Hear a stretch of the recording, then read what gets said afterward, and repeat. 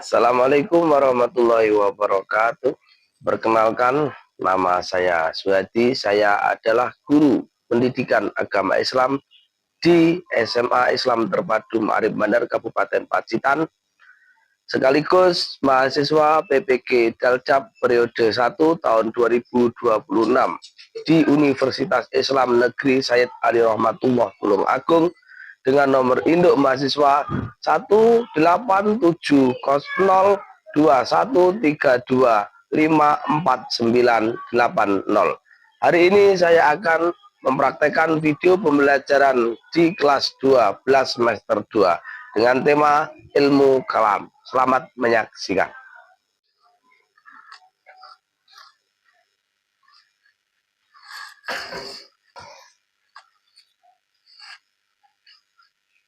Assalamualaikum warahmatullahi wabarakatuh. Waalaikumsalam warahmatullahi wabarakatuh. Selamat pagi. Pagi. Sudah berdoa? Belum. Silahkan berdoa dulu. Dipimpin salah satu. Persiapan doa. Berdoa mulai. A'udzu billahi minasyaitonir rajim. Bismillahirrahmanirrahim. Raditu billahi rabban wa bil Islam dinan wa bi Muhammadin nabiyya wa rasulah. Rabbi zidni ilma warzuqni fahma. Amin ya rabbal alamin. Doa selesai. Terima kasih. Sebelum pembelajaran dimulai, saya absen dulu ya. Ihsan Maulana, Hadir. Tomat Mardani, Hadir. Wahyu Muhammad Ripai, Dedi Agung Wibowo, Bagas Dwi Atmoko, Muhammad Muslisin, Hadir. Lia Lestiani, Tasa Melani, Rakil Husna, Alexa Pratiwi, Bayu Adi Pratama, Imam. Rizky Saputra, Hadir. Zahra Zahira, Rani Lestari,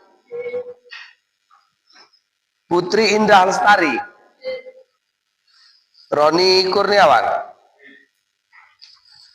Ya, alhamdulillah semuanya hadir. Bagaimana kabarnya? Baik. Sehat semuanya ya? Sehat. Alhamdulillah.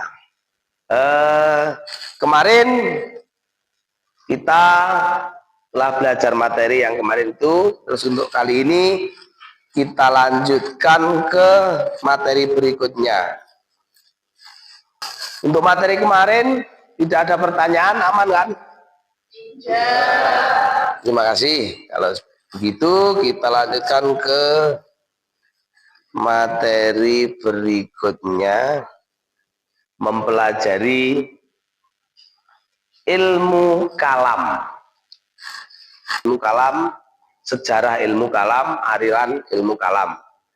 Yang selanjutnya mengidentifikasi dalil-dalil terkait ilmu kalam. Untuk yang selanjutnya kita juga diharapkan bisa mengklasifikasi tujuan dari ilmu kalam itu sendiri. Yang nomor 4, mampu menganalisis manfaat dari materi ilmu kalam yang kita pelajari ini. Untuk yang terakhir menganalisis karakter dalam mencapai insan kamil. Ini yang dari tujuan belajar yang diharapkan nanti mampu untuk 5 hal ini. Diawali dari pengertian ilmu kalam. Pengertian dibedakan menjadi 2 kelompok. Yang pertama dari kata ilmu.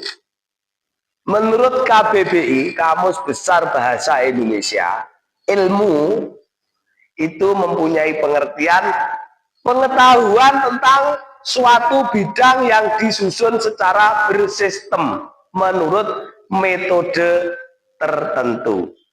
Sedangkan kata kalam menurut Kamus Besar Bahasa Indonesia mempunyai arti kata-kata, pembicaraan,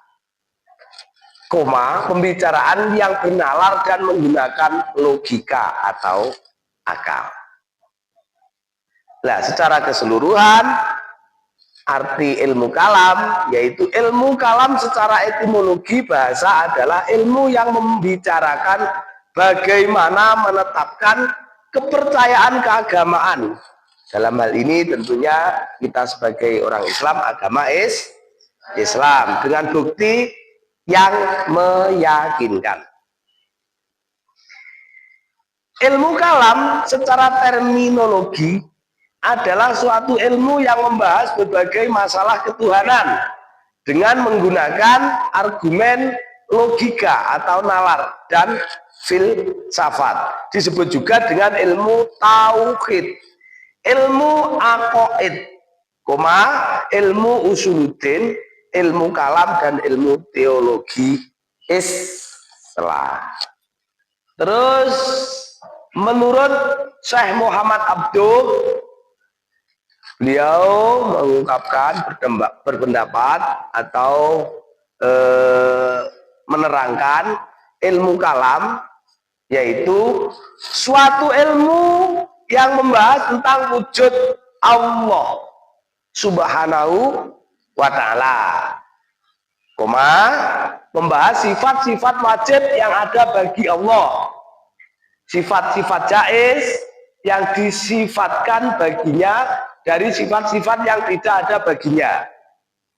Juga membahas tentang Rasul-Rasul Allah untuk menetapkan kebenaran risalahnya, apa yang wajib ada pada dirinya, hal-hal jaiz yang dihubungkan pada diri mereka, dan hal-hal yang terlarang yang dihubungkan kepada diri mereka. Lanjut. Untuk selanjutnya, ilmu kalam menurut Al-Farabi ialah disiplin ilmu yang membahas zat dan sifat Allah Subhanahu wa ta'ala beserta eksistensi semua yang mungkin, mulai yang berkenaan dengan masalah setelah kematian yang berlandaskan doktrin Islam. Lanjutkan, kita lanjutkan ke Ibnu Khaldun. Ibnu Khaldun, kalau menurut beliau, ilmu kalam adalah disiplin ilmu yang mengandung berbagai argumentasi tentang akidah imani yang diperkuat dalil-dalil rasional atau nalar, benalar, bisa dinalar. Beliau adalah seorang muslim cendekiawan, sejarawan, dan sosiolog yang dianggap sebagai salah satu intelektual terkemuka dalam sejarah Islam. Terus selanjutnya ilmu kalam menurut Syekh Mustafa Abdul Razik ialah ilmu yang bersandar kepada argumentasi rasional yang berkaitan dengan akidah imaniyah atau sebuah kajian tentang akidah Islamiyah yang bersandar kepada nalar atau logika atau pemikiran. Ini menurut Syekh Mustafa Abdul Razik, ilmu kalam adalah ilmu yang bersandar kepada argumentasi rasional yang berkaitan dengan akidah imaniyah. Jadi endingnya akidah dan iman. Yang selanjutnya ini, alasan dinamakan ilmu kalam. Mengapa ilmu ini kok dinamakan ilmu kalam, itu alasannya apa? Tentu ada alasannya. Yang pertama, alasan dinamakan ilmu kalam itu persoalan penting yang menjadi pembicaraan pada abad-abad permulaan Hijriah. Ialah firman Tuhan atau kalam Allah dan non-azalinya Quran, kholok Al-Quran. Yang kedua, dasar ilmu kalam ialah dalil-dalil pikiran dan pengaruh dalil ini nampak jelas dalam pembicaraan para mutakalimin. Mereka jarang kembali kepada dalil nakli. Dalil nakli itu adalah dalil yang dinukil. Apa dalil nakli itu? Dalil nakli itu pokoknya adalah Al-Quran dan Al-Hadis. Kecuali sesudah menetapkan benarnya pokok persoalan lebih dahulu. Jadi ini dasar dinamakan ilmu kalam berdasar seperti ini. Terus yang terakhir, yang ketiga, karena cara pembuktian kepercayaan agama menyerupai logika dalam sifatnya, dalam filsafat, dalam sifatnya, maaf. Maka pembuktian dalam agama ini dinamakan ilmu kalam untuk membedakannya dengan logika dan filsafat. Ini ada 3 alasan mengapa dinamakan dengan ilmu kalam. 4 ruang lingkup pokok dari ilmu kalam. Apa saja 4 itu? Yang pertama adalah ilahiyah.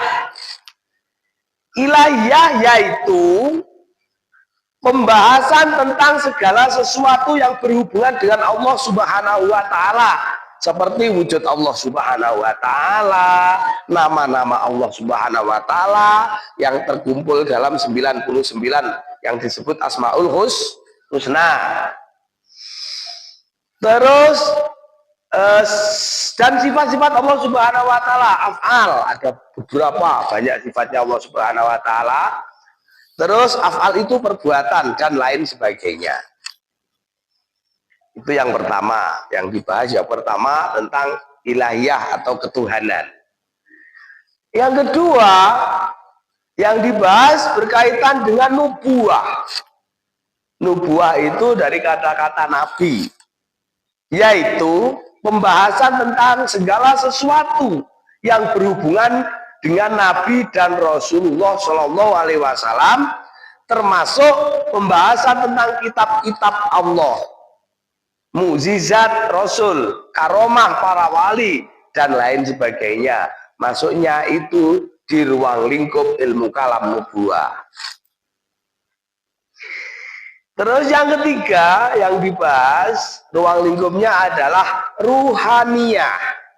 Apa yang dimaksud dengan ruhaniyah? Yaitu pembahasan tentang segala sesuatu yang berhubungan dengan metafisik, seperti malaikat, jin, iblis, setan, roh, dan lain sebagainya. Makanya di sini dinamakan ruhaniyah. Terus yang terakhir, ruang lingkupnya ilmu kalam, yang terakhir yang dibahas adalah sam'iyah. Apa yang dimaksud dengan sam'iyah?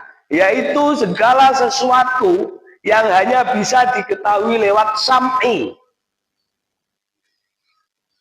Dalam kurung, dalil nakli berupa Al-Quran dan Sunnah atau Al-Hadis. Seperti alam barzah, seperti lagi tanda-tanda kiamat, surga, neraka, dan lain sebagainya. Ini yang dinamakan sam'iyah. Jadi yang namanya sam'iyah ini hanya bisa diketahui ketika kita lewat dalil nakli. Dalil nakli itu dalil yang dinukil atau yang bersandar. Apa sandarannya? Yaitu Al-Quran dan As-Sunnah. As-Sunnah itu Al-Hadis. Jadi seperti alam barzah, kita itu tidak akan pernah bisa tahu secara langsung alam barzah ketika kita masih hidup, kecuali hanya kita punya rasa iman, percaya dan dalil itu berada di dalam Al-Quran dan As-Sunnah atau Al-Hadis. Begitu juga dengan keberadaan akhirat itu diceritakan di situ di Al-Quran dan juga di Al-Hadis. Ada azab kubur juga diceritakan di sana. Tanda-tanda kiamat, nanti kalau menjelang kiamat, mendekati kiamat itu tanda-tandanya seperti ini. Ada Dajjal yang muncul, ada orang sudah banyak yang berbuat maksiat, kejahatan, kezaliman dan sebagainya dan sebagainya. Berkaitan dengan ini juga ada cerita tentang surga yang di sana semua kenikmatan sudah ada di sana. Ada neraka yang ada tahapan-tahapannya, ada api neraka, ada neraka jahanam dan sebagainya dan lain sebagainya. Itu masuknya di ruang lingkup sam'iyah. Selanjutnya ini sumber-sumber ilmu kalam. Yang pertama adalah Al-Quran. Jelas sebagai orang Islam atau orang yang beragama Islam atau agama Islam itu sumber pokoknya utamanya adalah Al-Quran. Sebagai sumber ilmu kalam, Al-Quran banyak menyinggung hal yang berkaitan dengan masalah ketuhanan. Jelas bahwasanya di situ sifat Tuhan itu Esa, Allah itu maha adil, asma-asma Allah ada 99 mulai yang itu disebut Asmaul Husna dan lain sebagainya. Yang kedua, sumber ilmu kalam adalah Al-Hadis. Masalah-masalah dalam ilmu kalam juga disinggung dalam beberapa hadis, di antaranya hadis-hadis yang menjelaskan tentang iman, Islam dan ihsan. Yang ketiga, sumber ilmu kalam yang ketiga yaitu pemikiran manusia atau logika atau nalar. Sumber ketiga adalah pemikiran manusia yang berasal dari pemikiran umat Islam sendiri dan pemikiran yang berasal dari luar umat Islam yang berkaitan dengan ketuhanan. Jadi ya bisa bersumber dari pemikiran Islam, orang Islam itu sendiri juga bisa bersumber dari pemikiran orang yang non-Islam. Terus yang keempat, insting. Apa yang dimaksud dengan insting? Insting adalah kepercayaan adanya Tuhan, keyakinan adanya Tuhan secara instingtif. Telah berkembang sejak keberadaan manusia pertama, sejak keberadaan Nabi Adam alaihissalam, insting itu juga sudah ada. Ada beberapa ini ke 1, 2, 3, 4, 5 mulai dari Al-Ikhlas ayat 1 sampai 4. Qul huwallahu ahad Allahus somad lam yakul lahu kufuwan ahad. Hafal semua? Yang selanjutnya Quran surat Syura 42. Ini menunjukkan bahwa Tuhan tidak menyerupai apapun di dunia ini. Ia maha mendengar dan maha mengetahui. Ini surat Asy-Syura. Yang ketiga surat Al-Furqan. Ayat ini menunjukkan bahwa Tuhan yang maha penyayang bertahta di atas ars. Ia pencipta langit, bumi dan semua yang ada di antara keduanya, yaitu di antara langit dan bumi. Yang keempat, Quran surat Al-Fat 48 ayat 10. Ayat ini menunjukkan Tuhan mempunyai tangan yang selalu berada di atas tangan orang-orang yang melakukan sesuatu selama mereka berpegang teguh dengan janji Allah. Terus yang kelima, Quran surat Al-Maidah surat kelima ayat 117. Ayat menunjukkan bahwa Tuhan mempunyai mata yang selalu digunakan untuk mengawasi seluruh gerak, termasuk gerakan hati makhluknya.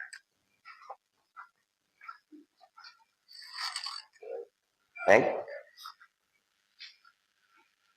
Kita lanjut ke ini ya. Tafsir terhadap firman Allah melahirkan ilmu kalam. Ini ayat-ayat di atas berkaitan dengan zatnya Allah, sifatnya Allah, asma atau nama-nama Allah, perbuatan, tuntunan dan hal-hal lain yang berkaitan dengan eksistensi Tuhan. Hanya saja penjelasan rinciannya tidak ditemukan. Oleh sebab itu para ahli berbeda pendapat dalam hal ini, dalam menginterpretasikan rinciannya. Pembicaraan tentang hal-hal yang berkaitan dengan ketuhanan disistematisasikan yang pada gilirannya menjadi sebuah ilmu yang dikenal dengan istilah ilmu kalam. Ada yang mau tanya? Oh ya, silahkan. Husna. Mengapa ilmu kalam disebut juga ilmu tauhid? Ya, pertanyaan yang bagus. Mengapa ilmu kalam disebut juga dengan ilmu tauhid? Begini. Ilmu kalam itu sangat berhubungan dengan ilmu tauhid. Karena yang namanya tauhid itu adalah ilmu untuk mempelajari tentang keesaan Allah Subhanahu wa Ta'ala. Dan kalam sendiri artinya pembicaraan. Jadi ilmu kalam dan ilmu tauhid itu adalah dua ilmu tapi satu tujuan. Ilmu kalam dipelajari untuk menunjang ilmu tauhid agar kita lebih tahu, lebih mengenal Allah Subhanahu wa Ta'ala melalui asmanya atau nama-namanya, melalui sifatnya, melalui wujudnya, melalui kodok, kodir, dan sebagainya. Sampai? Oke, kalau begitu untuk mengembalikan konsentrasi, memulihkan konsentrasi kita, coba kalian berdiri, semuanya berdiri. Oke, tangan di depan seperti ini. Kamu perhatikan saya. Gini, nanti kalau saya ngomong semut, kalian jawab kecil, tapi tangannya membuat lingkaran besar. Kalau saya ngomong gajah, kamu bilang besar, tapi kamu buat lingkaran kecil. Ya, jangan sampai ada yang keliru. Nanti kalau ada yang keliru ke depan tuh ya. Semuanya sudah siap? Siap. Semut kecil. Semut kecil. Gajah besar. Semut kecil. Gajah besar. Ya, terima kasih.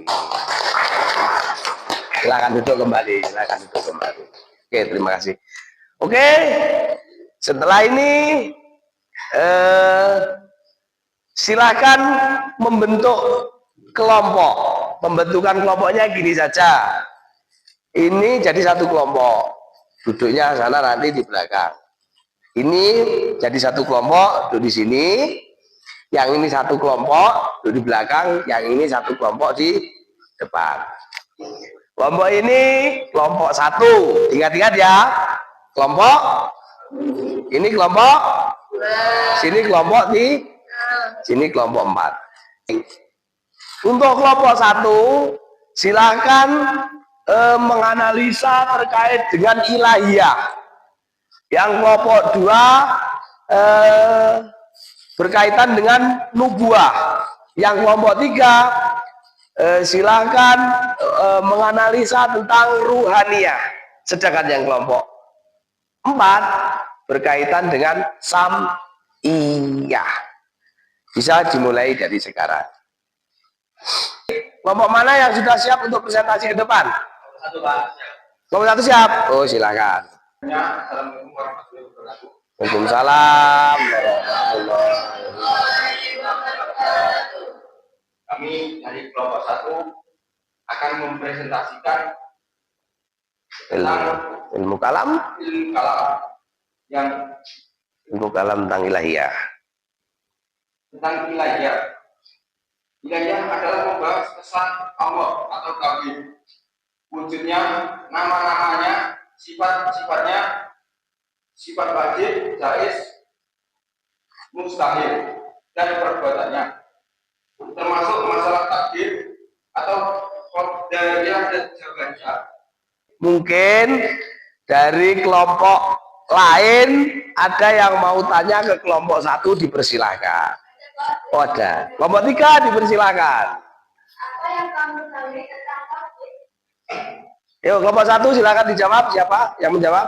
Oh, Mas Tomat. Dari pertanyaan dari kelompok 3, ketuhanan tauhid keyakinan bahwa Allah Subhanahu wa taala adalah satu-satunya Tuhan yang berhak disembah.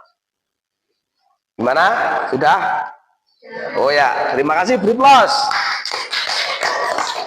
Assalamualaikum warahmatullahi wabarakatuh. Waalaikumsalam warahmatullahi wabarakatuh. Kelompok 3 siap, silakan. Assalamualaikum warahmatullahi wabarakatuh. Waalaikumsalam warahmatullahi wabarakatuh. Kami dari kelompok 3 yang beranggotakan 4 orang akan mempresentasikan tentang ilmu kalam yang berkaitan dengan Tuhannya. Tuhannya membahas alam goib dan prinsip seperti malaikat, jin, iblis, setan, dan hakikat makhluk. Tuhannya adalah istilah bahasa Arab yang berarti kerohanian, spiritualis atau hal-hal yang berkaitan dengan jiwa, mengacu pada aspek batinnya manusia seperti keyakinan, akhlak, dan hubungan dengan Tuhan. Sering digunakan dalam konteks pendidikan Islam untuk membina aspek spiritual selain jasmani dan akal. Ini melibatkan pemahaman dan keyakinan terhadap metafisik malaikat jin, membimbing ibadah dan meningkatkan akhlak mulia, seringkali menjadi fondasi pendidikan Islam holistik. Makna dan konsep spiritualitas, pengembangan diri secara batinnya agar lebih dekat dengan Allah Subhanahu wa taala, melibatkan hati dan pikiran. Keyakinan metafisik, akidah yang mencakup keyakinan pada makhluk gaib seperti malaikat, jin, dan setan. Jelaskan kembali apa yang dimaksud dengan spiritualitas. Silakan kelompok 3, Asa. Saya akan menjawab pertanyaan dari kelompok 1. Spiritualitas, pengembangan diri secara batinnya agar lebih dekat kepada Allah Subhanahu wa taala, melibatkan hati dan pikiran. Oke, kelompok 1 bisa dipaham jawabannya? Ya, Sekian dari presentasi dari kami. Bila ada kurang lebihnya mohon maaf. Dan seterusnya. Wassalamualaikum warahmatullahi wabarakatuh. Waalaikumsalam warahmatullahi wabarakatuh. Beri aplaus.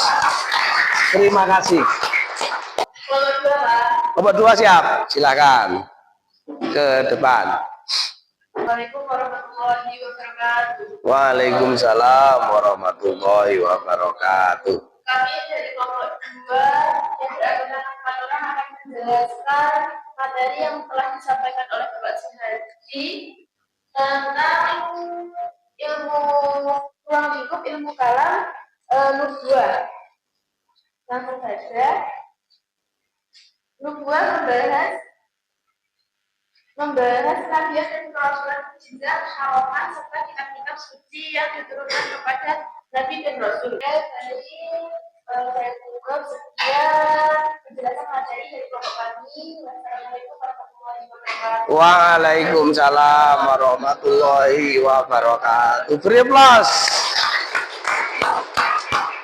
Kesimpulan dari pembelajaran kita kali ini. Kesimpulan mana ilmu kalam? Berdasarkan pengertian menurut para ahli di atas dapat disimpulkan bahwa ilmu kalam adalah ilmu yang membahas berbagai masalah ketuhanan. Kesimpulannya ilmu yang membahas masalah ketuhanan dengan menggunakan dasar nakliyah. Dasar nakliyah itu dasar yang dinukil atau yang diambil dari Al-Quran dan Al-Hadis. Dasar pokoknya itu. Juga dasarnya maupun argumentasi rasional, akliyah, dalil akliyah, tapi yang rasional. Argumentasi nakliyah berupa dalil-dalil Al-Quran dan Al-Hadis, sedangkan argumentasi akliyah artinya menggunakan landasan pemahaman berpikir rasional dengan metode berpikir filsafat. Terima kasih. Ini pertemuan kita pada kesempatan kali ini. Semoga bermanfaat. Kita ketemu di pertemuan yang akan datang. Kurang lebihnya mohon maaf. Kami akhiri. Selamat siang dan wassalamualaikum warahmatullahi wabarakatuh. Waalaikumsalam warahmatullahi wabarakatuh.